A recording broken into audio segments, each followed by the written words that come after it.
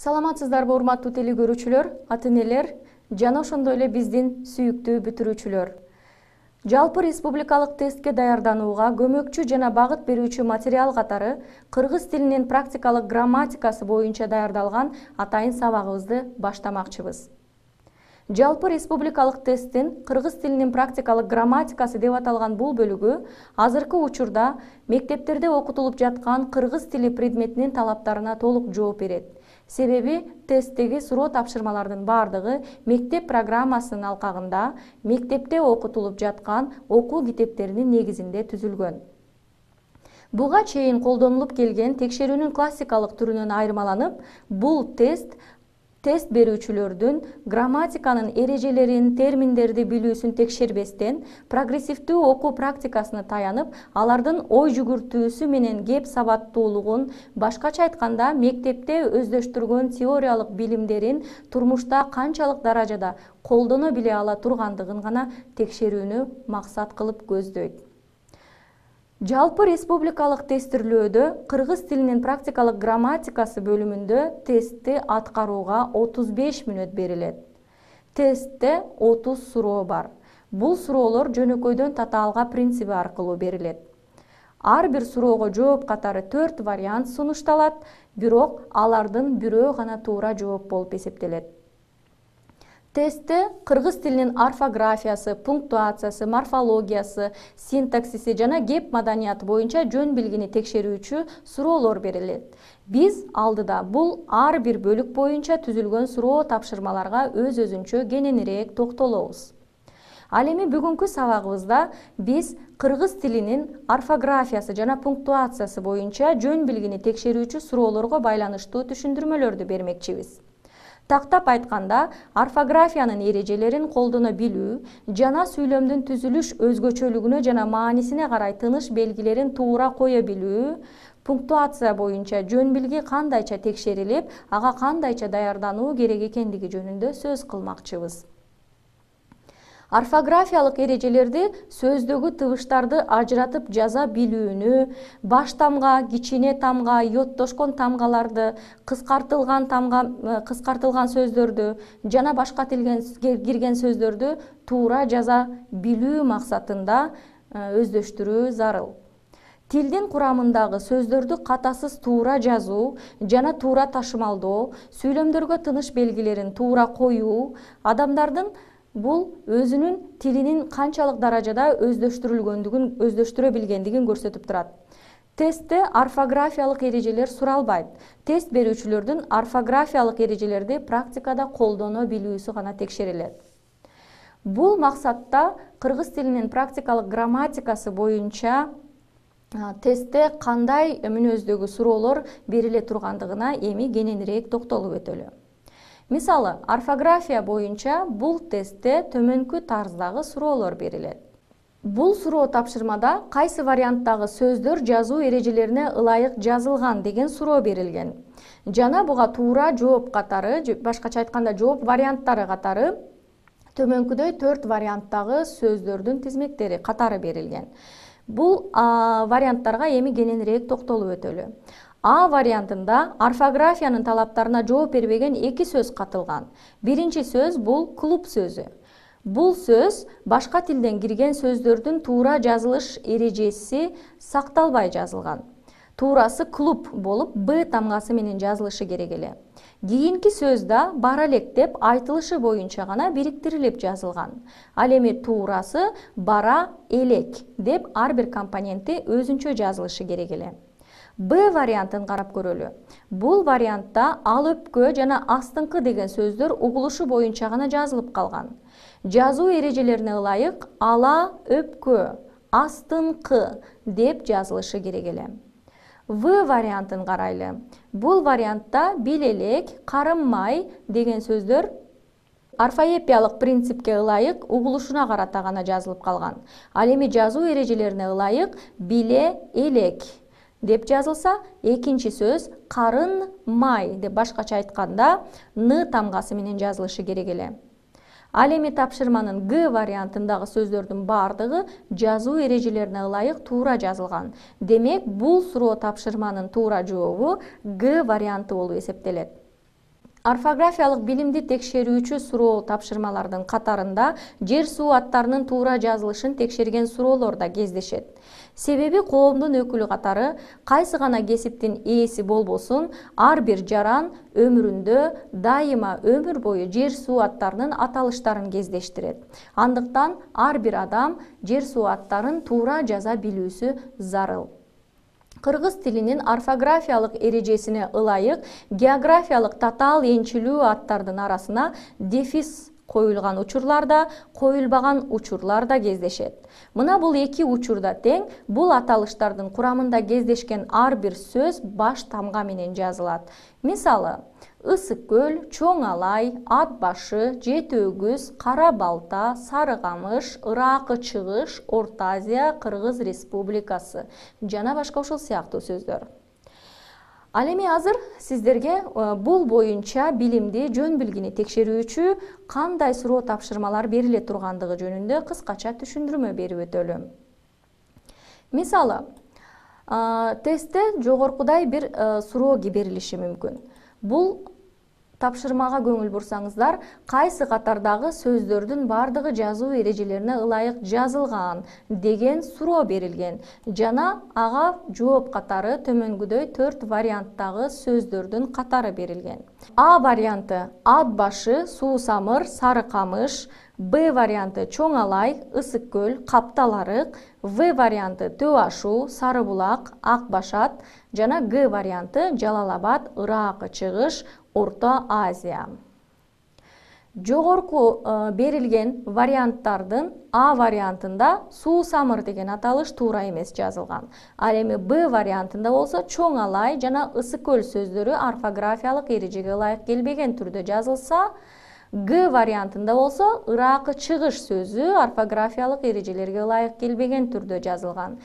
Демек, бул суроонун туура жообу В варианты болуп эсептелет. Анткени андагы Төө ашуу, Сары булак жана Ак башат деген сөздөрдүн бардыгы кыргыз тилинин орфографиялык эрежесине ылайык туура жазылган. Географиялык энчилүү аттарга ошол жердик экендигин туюнтуучу лык мүчөсү уланып айтылса, ал сөз кичине тамга менен жазылат. Мисалы, чүйлүк, алчалуулук, нарындык, кетмен төбөлүк, аксылык, оштук, баткендик. Ал эми мамлекеттик эң жогорку органдар болсо, бул аталыштардын бардыгы чоң тамга менен жазылат. Мисалы, Кыргыз Республикасынын президенти, Кыргыз Республикасынын өкмөтү жана башка ушул сыяктуу. Ошондой эле кыргыз тилинде мекеме, ишкана, коом, фонд, уюмдардын, майрамдардын аталыштарынын биринчи сөзү гана баш тамга менен башталып жазылса, ал эми калган сөздөрүнүн бардыгы кичинекей тамга менен жазылат. Мисалы, Билим жана Илим министрлиги, Басма сөз күнү, Жеңиш күнү жана башка ушул сыяктуу сөздөр. Кыргыз тилинде кыскартылган сөздөргө дагы мүчө уланат. Мындай баш тамгалардан кыскартылган татаал сөздөр баш тамга менен жазылып, ал эми ага мүчө уланганда кыскартылган сөздүн айтылышына ылайык мүчө уланат. Ал эми мүчө кичинекей тамга менен жазылат. Мисалы, Бириккен Улуттар уюму, БУ-га, көз карандысыз мамлекеттердин шериктештигине, КМШ-га, Кыргыз Улуттук университетинин, КУ-нун жана башка ушул сыяктуу. Кыргыз тилинде араб цифрасынан кийин дефис белгиси коюлат жана бул ынчы мүчөсүн билдирет.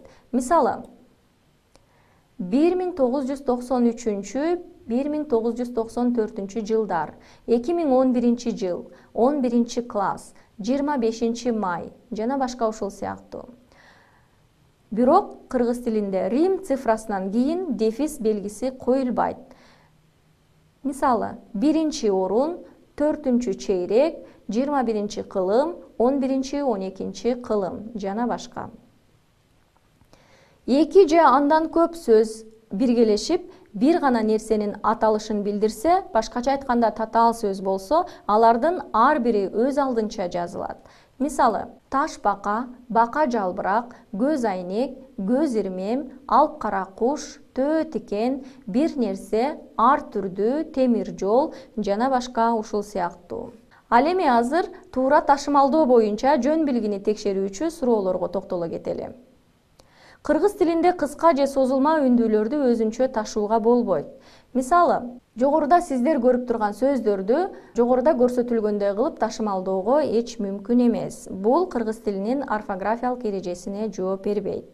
Мисалы, эне, ысык, ары, уна, өмүр, чие, акация, юбилей жана башка ушул сыяктуу сөздөр. Ал эми үнсүз тамга менен башталган муундарды кийинки сапка ташууга болот. Мисалы, мектеп, кагаз, канаттуу, тоолор, до, бийик, тикке жана башка. Ошондой эле кыргыз тилинде йоттошкон тамгалар менен башталган муундарды дагы өзүнчө ташууга болот. Мисалы, боёк, тоют, коён жана башка. Урматтуу телекөрүүчүлөр, ал эми азыр мына ушундай ташымалдоо боюнча жөн билгини текшерүүчү суроолордун үлгүлөрүн көрсөтөлү. Жогоруда сиздер көрүп турган суроо тапшырмада кайсы катардагы сөздөрдүн баардыгы туура ташымалданган деген суроо берилген жана ага вариант катары 4 вариант берилген. Бул суроо тест берүүчүлөрдүн сөздөрдү туура ташымалдап жаза билүүсүн текшерет. Оңой суроолордун катарын түзөт. Тапшырманын туура жообун табуу үчүн окуучу кыргыз тилинин ташымалдап жазуу эрежесин билиши зарыл. Суроого жооп катары берилген ар бир вариантта бирден туура ташымалданып жазылган сөз бар. Бирок бул суроонун Б вариантында гана берилген сөздөрдүн экөө тең туура ташымалданган. Демек, бул тапшырманын туура жообу Б варианты болуп эсептелет. Урматтуу абитуриенттер, жогоруда өзүңүздөр күбө болгондой, кыргыз тилинин орфографиялык принциптери боюнча жөн билгини текшерүүчү суроолор негизинен туура жана ката жазылган сөздөрдү аралаштырып суроо жолу аркылуу текшерилет. Айрым учурда орфографиялык эрежеге ылайык же ылайык эмес жазылган сөздөр сүйлөм ичинде да берилиши мүмкүн. Ал эми азыр, урматтуу телекөрүүчүлөр, биз жогоруда сөз кылгандай, кыргыз тили боюнча жөн билгини текшерүүдө пунктуацияга байланыштуу кандай суроолор бериле тургандыгына токтололу. Пунктуация өзүңүздөр билгендей тыныш белгилери жөнүндөгү илим болуп эсептелет. Жана ошондой эле тыныш белгилеринин эрежелерин туура колдонуу дегендикке жатат. Тыныш белгилерди туура колдонууда негизинен 3 принципке таянабыз. Бул биринчи, тилдин грамматикалык түзүлүшүнө, ошондой эле сүйлөмдүн маанисине жана кептин, башкача айтканда речтин интонациясына. Белгилүү бир сүйлөмдүн тыныш белгиси ошол сүйлөмдүн түзүлүшүнө, синтаксистик эрежелерине байланыштуу коюлат. Булар жазылгандарды тез окуп, жеңил кабыл алууну камсыз кылат. Сүйлөп жатканда белгилүү жерлерде тыным жасалат. Ички сезимдер ар кандай интонациялар аркылуу билдирилет. Ал эми жазууда булар тиешелүү тыныш белгилерин талап кылат. Жай, суроолуу жана күчтүү сезим менен айтылган сүйлөмдөрдүн аягына коюлуучу белгилер ой пикирдин маанисине шайкеш келгендей коюлат. Азыр бул тестирлөөдө тест берүүчүнүн пунктуациялык эрежелерге ылайык тыныш белгилерин туура кое билүүсүн текшерүү үчүн берилген суроо тапшырмаларга көңүл буруп көрөлү. Сиздер көрүп турган бул суроо тапшырмада кайсы катардагы сүйлөмдө үтүр белгиси туура коюлган деген суроо берилген жана ага туура жооп варианты катары 4 варианттагы сүйлөм берилген. Башкача айтканда, бир эле сүйлөмдүн 4 варианты берилген, дагы бул 4 вариантта 4 башка тыныш белгиси коюлган. Бул суроонун туура жообун табуу үчүн вариант катары берилген сүйлөмдү маанилик жактан туура бирдиктерге ажырата билүү зарыл. Ошондой эле бул суроонун жообун табуу үчүн сүйлөмдөгү кыймыл-аракеттин аткаруучусун, башкача айтканда ээсин жана анын кыймыл-аракетин баяндоочун табуу да өтө маанилүү.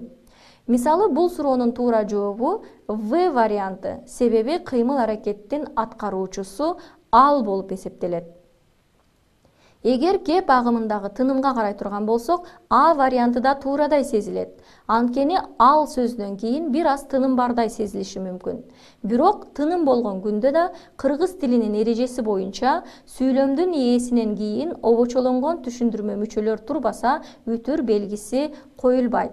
Бул суроонун туура жообундагы үтүр белгиси сүйлөмдүн ичиндеги бир өңчөй мүчөлөргө коюлуучу тыныш белгилердин эрежелерине ылайык коюлган. Мына ушундай эле тыныш белгилеринин коюлушу боюнча жөн билгини текшерген дагы бир суроого көңүлүңүздөрдү буралы. Сиздер көрүп турган бул суроо тапшырмада кайсы катардагы сүйлөмдүн тыныш белгилери туура коюлган деген суроо берилип, ага 4 вариант берилген. Бул тапшырма жазууда бир өңчөй мүчөлөр менен жалпылагыч мүчөнүн ортосундагы чекти ажыратуу үчүн кайсы тыныш белгиси коюларын текшерет. Бул суроо тапшырманын туура жообу Г варианты болуп эсептелет.